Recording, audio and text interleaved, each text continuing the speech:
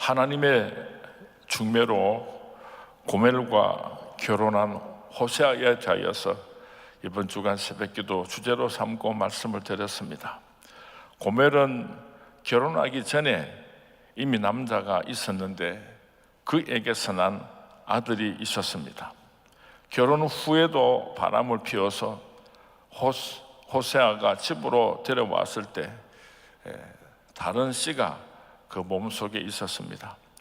가시떨기와 높은 담을 쌓았지만은 또 도망을 가서 많은 돈을 주고 데려오니까 또 다른 남자의 씨를 가지고 있었습니다. 이 세 사생아는 영적으로 결혼 전에 나의 영적 정부를 의미하는 것입니다. 예수님과 결혼하기 전에 우리는 자애라고 하는 스스로 나 자신을 사랑하는 그런 정부를 사랑했었습니다. 결혼하고서도 지금 세상이라고 하는 다른 남자를 정부를 지금도 사랑하고 있습니다. 또 그리고 무엇을 먹을까, 무엇을 입을까, 무엇을 마실까, 의식주라고 하는 정부를 사랑하며 살아가고 있습니다. 이것들을 청산하지 않으면 결단코 거룩한 신부가 될 수 없다. 신랑 되신 예수님의 사랑을 받을 수 없다고 말씀을 드렸습니다. 내 마음에 주를 향한 사랑이 나의 마음에 주가 주신 진리로 주의 눈엔 주의 눈물 채워 주옵소서. 우리 뜻을 생각하면서 한 번 더 찬양합니다.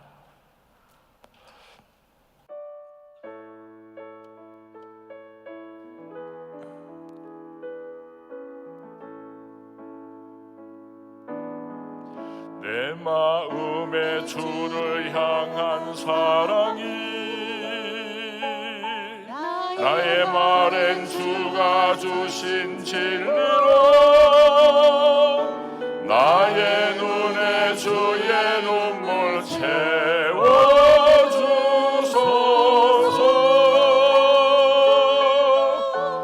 내 입술에 찬양의 향기가 두 손에는 주를 닮은 섬김이 나의 삶에 주의 흔적 남게 하소서.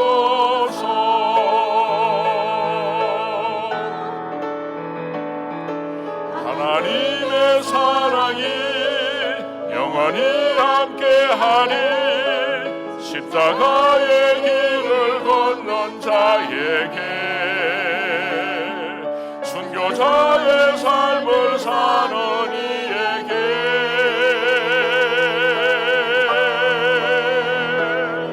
조롱하는 소리와 세상 유혹 속에도 주의 긍휼한 신부가 되리라. 내 생명 주님께 드리리. 신랑 되신 예수님을 이제는 더 이상 초라하게 불쌍하게 만들지 않기를 바랍니다. 신랑 되신 예수님을 이용하지 않기를 바랍니다. 구약의 호세아와 고멜은 신약의 예수님과 수가성 여인이 짝을 이루고 있습니다. 이 시간 저는 여러분들을 사마리아 수가 마을의 어구에 있는 한 우물가로 인도하려고 합니다. 사마리아라고 하는 지역은 역사적으로 슬픈 사연을 간직한 곳입니다. 기원전 721년경에 아수르 나라가 북왕국 이스라엘을 침략하고 정복했습니다. 단일 민족인 이스라엘을 혼혈 민족으로 만들기 위해서 약 3만 명의 아수르 사람들을 이스라엘 나라 사마리아에 이주시켜서 혼혈 민족을 만들었습니다. 이스라엘이 그 후에 통일이 되었지만은 사마리아 사람들은 동족으로부터 버림받은 사람들이 되고 말았습니다. 예를 들어서 남부 예루살렘에서 북부 갈릴리로 가려고 하면은 반드시 사마리아 지역을 통과해야 하는데 그들은 사마리아 사람을 피하기 위하여서 일부러 동쪽으로 돌아서 요단강을 건너 북으로 올라가서 다시 요단강을 건너 갈릴리로 갔습니다. 3, 4일이면 좋게 갈 수 있는 거리를 열흘이 넘는 그런 먼 길이지만은 사마리아 사람들과 부딪히기를 원치 않아서 둘러 갔던 것입니다. 그런데 예수님께서는 바로 이 사마리아 수가성 우물가에서 물을 깃는 한 여인을 만나 주셨습니다. 수가성 앞 우물가로 물을 길러 나온 여인은 어떤 사람입니까? 이 여인은 사마리아 사람이라는 이유로 모든 사람들로부터 멸시를 당하는 불쌍한 여인이었습니다. 이 여인은 부도덕한 사람이었습니다. 성경에는 이 여인이 이름이 누구인지를 기록하고 있지는 않지만, 그러나 이 여인은 정상적인 결혼 생활을 한 여자가 아니었습니다. 6번이나 결혼한 사람입니다. 사마리아 사람들 가운데서도 얼굴을 들고 살 수 없는 사람이었습니다. 그래서 그는 사람들의 눈을 피하여서 남들이 물을 깃지 않는 아주 뜨거운 낮에, 한낮에 물을 길러 오게 되었던 것입니다. 이 여인은 끊임없이 육체의 정욕을 쫓아서 살았던 사람입니다. 자기의 육체적인 욕망을 채우기 위하여서 6번씩이나 결혼을 했던 사람입니다. 세상에는 세 종류의 사람이 있습니다. 꼭 필요한 사람이 있습니다. 있으나 마나한 사람이 있습니다. 그런가 하면은 없으면 좋을 뻔했다, 가룟 유다와 같은 사람도 있습니다. 이 여인이 바로 있어서는 안 될 사람, 없었으면 좋을 뻔했던 사람이었습니다. 이런 여인에게 예수님께서는 나에게 물을 달라 말씀하셨습니다. 예수님께서 물을 달라고 요구하신 것은 다만 예수님의 갈증을 면하기 위해서 요구한 것이 아니라 더 큰 생수를, 영생의 생수를 주기를 원하셨기 때문입니다. 이와 같이 오늘도 하나님께서는 때로는 우리에게 무언가를 요구하실 때가 있습니다. 그것은 우리에게 더 큰 축복을 주시기 위함인 것입니다. 더 풍성한 것을 주시려고 하는 하나님의 마음이 담겨 있는 것입니다. 엘리야 선지자가 사르밧에 사는 가난한 과부에게 가서 물과 떡을 좀 달라고 했을 때, 지지리도 가난하고 또 가난한 과부 집에 찾아와서 내가 먹을 것을 좀 달라고 그렇게 부탁했을 때는 앞으로 3년 반 동안 찾아오게 될 기근을 면하게 하는 큰 축복을 주기 위함이었던 것입니다. 예수님께서 성수주의를 요구하십니다. 12일을 구별해서 하나님께 바치라고 말씀하십니다. 더 큰 축복과 더 큰 풍요함을 주시려고 하는 하나님의 마음이 담겨 있습니다. 하나님께서 원하실 때 들이심으로, 순종하심으로 하나님의 큰 축복을 받을 수 있게 되기를 바랍니다. 그런데 이 수가성의 이 여인은 예수님께서 물을 달라고 말씀을 하실 때 물은 드리지 않고 엉뚱한 말을 하고 있습니다. 9절 말씀 같이 봉독합니다. 시작. 사마리아 여자가 이르되 당신은 유대인으로서 어찌하여 사마리아 여자인 나에게 물을 달라 하나이까? 지금 이 여인의 마음이 어떠했겠습니까? 보통 이스라엘 사람들은 우리 사마리아 사람들을 짐승처럼 여기는데 어떻게 당신은 나에게 물을 달라고 하십니까? 예수님을 향하여 삐뚤어진 마음을 가지고 있었습니다. 빈정거리는 마음이 있었습니다. 우리가 말씀을 받을 때에 바른 생각이 필요합니다. 바른 믿음이 필요합니다. 아름다운 신앙의 마음으로 주시는 말씀을 받아야 할 것입니다. 예수님과 사마리아 여인의 대화는 계속됩니다. 13절 14절 말씀입니다. 같이 봉독합니다. 시작. 예수께서 대답하여 이르시되 이 물을 마시는 자마다 다시 목마르려니와 내가 주는 물은 마시는 자는 영원히 목마르지 아니하리니 내가 주는 물은 그 속에서 영생하도록 솟아나는 샘물이 되리라. 예수님께 이렇게 말씀을 하시니까 이 여인이 말을 합니다. 그렇다고 한다면은 그 물을 내게 주십시오. 그러면 내가 다시 물을 길러 올 필요가 없지 않겠습니까? 그때 예수님께서 여인에게 한 말씀 더 하셨어요. 내가 이 물을 마시기를 원하느냐? 그렇다면 가서 내 남편을 데리고 오너라. 예수님께서 이 여인에게 내 남편을 데리고 오라 하신 이 말씀은 이 여인에게 있어서 가장 수치스러운 부분을 지적하신 것입니다. 가서 내 남편을 데려오라. 이 예수님의 말씀의 의미는 내 남편을 다 정리하고 오면은 내가 너에게 영원히 목마르지 않는 영생의 술을 너에게 마시게 하겠다. 내가 너의 신랑이 되어주겠다 하는 뜻을 담고 있는 것입니다. 그렇다면 여인과 결혼하였던 5 남편과 지금 살고 있는 남편은 누구를 의미하는가? 첫 번째로는 물질의 남편이었습니다. 이 여인은 제일 먼저 물질의 남편과 살았습니다.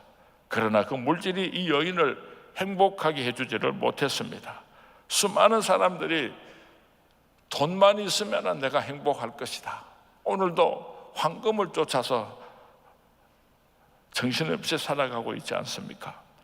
어떤 사람이 1억 천금을 가지려고 주식에 돈을 투자를 했답니다. 그리고 눈만 뜨면 신문을 찾아서 제일 먼저 주식란을 읽음으로 하루를 시작했습니다.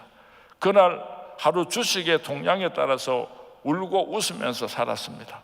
어느 날 꿈을 꾸다가 해변을 걸어가다가 알라딘의 요술 램프를 줍게 되었습니다. 램프의 요정이 나타나서 당신의 소원이 무엇입니까? 했습니다.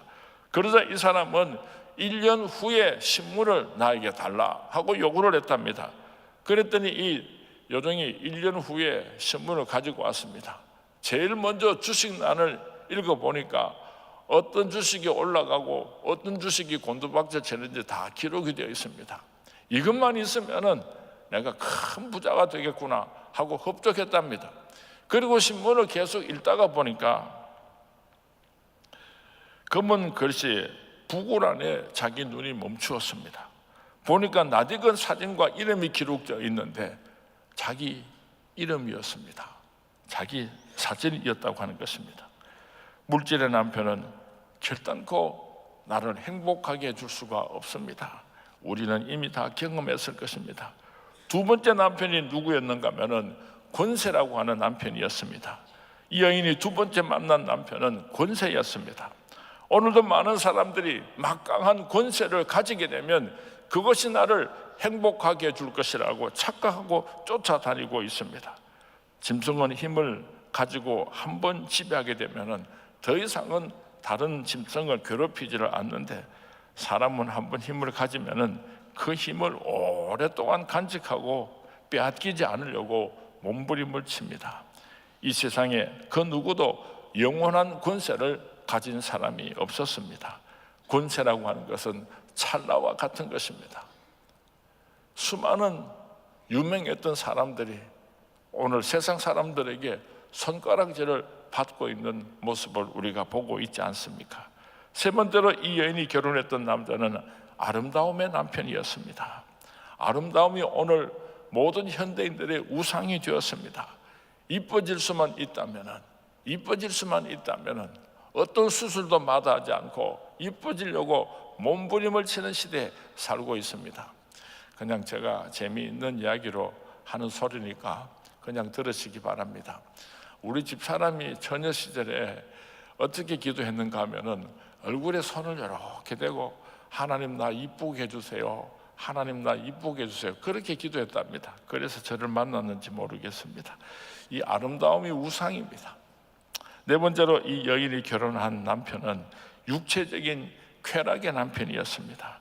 오늘날도 얼마나 많은 사람들이 육체적인 쾌락을 쫓아서 살아가고 있습니까? 이 사랑은 에로스적인 사랑입니다. 이 에로스적인 인간의 사랑은 끝이 없는 것입니다. 솔로몬은 여인의 품에서 이 갈증을 해결해 보려고 몸부림을 쳤습니다. 그래서 후궁을 700명이나 품었고 첩이 300명이나 되었지만은 그는 노년에 고백하기를 그렇게 1000명의 여자를 데리고 살아보았지만은 헛되나니 모든 것이 다 헛되었도다. 그렇게 고백을 하지 않았습니까?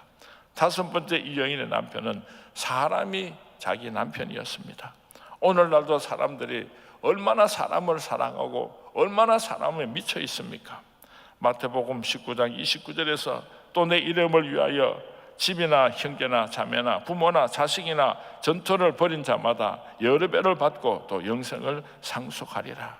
이 말씀은 부모나 자식을 다 버리라고 하는 말씀이 아니고 예수를 먼저 사랑하라는 것입니다. 우선순위가 분명하라고 하는 권면의 말씀입니다. 예수님보다 더 사랑하는 것, 그것이 바로 우상숭배요, 예수님보다도 더 사랑하는 바로 그것이 오늘 나의 전부라는 것을 우리가 잊어서는 안 될 것입니다. 여섯 번째로, 그리고 지금 같이 살고 있는 남편은 바로 명예의 남편입니다. 사람이 가장 벗어나기 힘든 것이 여섯 번째 남편입니다. 자기 영광입니다. 사람이 먹고 사는 문제가 해결이 되고 나면은 그 다음에 생각하는 것이 내가 이 세상 모든 사람으로부터 존경을 받고 영광을 받았으면 좋겠다, 이 마음을 사람들이 누구든지 다 가지고 있습니다. 자기의 이름을 빛내물어서 그 영혼의 갈증을 채워보려고 하는 것입니다. 이것은 교회 안에도 존재합니다. 권사 장로가 되는 것을 무슨 진급처럼 생각하지는 않습니까? 예수 믿지 않는 사람들을 만나서 이야기를 하면은 아직도 장로가 못 됐습니까? 아직도 장로를 못 땄습니까? 이런 표현을 하는 것을 보게 됩니다. 옛날 그리스의 바이러스 왕은 로마를 공격하라고 명령을 했습니다. 그러자 그의 신하 중에 기네아스라고 하는 충신이 극구 말렸습니다. 폐하, 로마를 공격하고 나서 무엇을 하시려고 그러십니까? 그때 이 왕은 대답하기를 시실리까지 정복하기를 원한다. 그 다음에는요, 아프리카를 정복하고 칼카토까지 점령해야지. 그 다음은요, 그리스와 마게도니아까지 다 정복해야지. 그 다음은요, 그때는 내 이름이 천하에 알려졌으니까 큰 잔치를 베풀고 실컷 술을 마셔야지. 그렇게 대답을 했답니다. 그때 충신 카네아스가 진심 어린 진언을 드렸는데, 폐하, 지금도 충분히 당신의 이름은 온 세상이 알고 있습니다. 오늘 그 잔치를 베풀고 오늘 술 한 잔을 마시고 로마를 공격하지 않았으면 좋겠습니다 하고 권면을 했다고 하는 것입니다. 영광에는 하늘에 속한 영광이 있고 이 땅에 속한 영광이 있습니다. 땅에 속한 영광은 다 부질없는 것입니다. 하늘에 속한 영광은 영원한 것입니다. 예수님께서 병자들을 고쳐주실 때 수많은 사람들이 구름대처럼 예수님을 찾아왔습니다. 그때 예수님께서는 그 군중들을 피하여 높은 산으로 올라가셨습니다. 세상 영광을 분토와 같이 여기셨기 때문인 것입니다. 땅의 영광을 쫓지 말고 하늘 영광을 바라보고 살아가는 저와 여러분이 될 수 있기를 주님의 이름으로 축원을 드립니다. 물질도 다함이 있습니다. 부자 3년 못 간다고 하는 말이 있지 않습니까? 권력도 허무한 것입니다. 아름다움도 마찬가지입니다. 처녀 때의 아름다움이 얼마나 오래 가겠습니까? 육체적인 쾌락도 그렇게 대단한 것이 아닙니다. 사람이 아무리 좋지만은 사람도 배반하고 나의 곁을 떠나가게 되어 있습니다. 명예라고 하는 것은 한낱 물거품에 불과한 것입니다. 이 여인은 남편을 5이나 데리고 살았었고 또 지금도 다른 남편과 함께 살고 있지만은 그의 욕망은 채울 수가 없었습니다. 무더운 여름날 덥다고 갈증이 난다고 해서 아이스크림을 사 먹으면은 입안에서는 달콤하고 시원한 것 같지만은 더 큰 갈증이 찾아오지를 않습니까? 예수님께서 남편을 데리고 오라고 말씀하신 것은 이 여인의 부도덕한 생활을 책망하기 위함이 아니라 창피를 주기 위함도 더더욱 아니었습니다. 이 여인을 진정 행복하게 해줄 영원한 남편이 되어주시기 위함이었습니다. 내가 너의 마지막 남편이 되어주리라. 예수님께서는 2000년 전 수가성 여인에게 하신 말씀이지만 오늘 우리에게 하시는 말씀입니다. 나의 신부가 되려면 너의 모든 남편들을 정리해라. 그러면 내가 너의 신랑이 되어주겠다. 누군가 나의 과거의 속마음까지 다 들여다보는 사람이 있다고 한다면 여러분은 어떻게 반응하시겠습니까? 나 자신의 전부를 저 사람이 다 들여다보고 알고 있다고 한다면 부끄럽고 겁이 날 것입니다.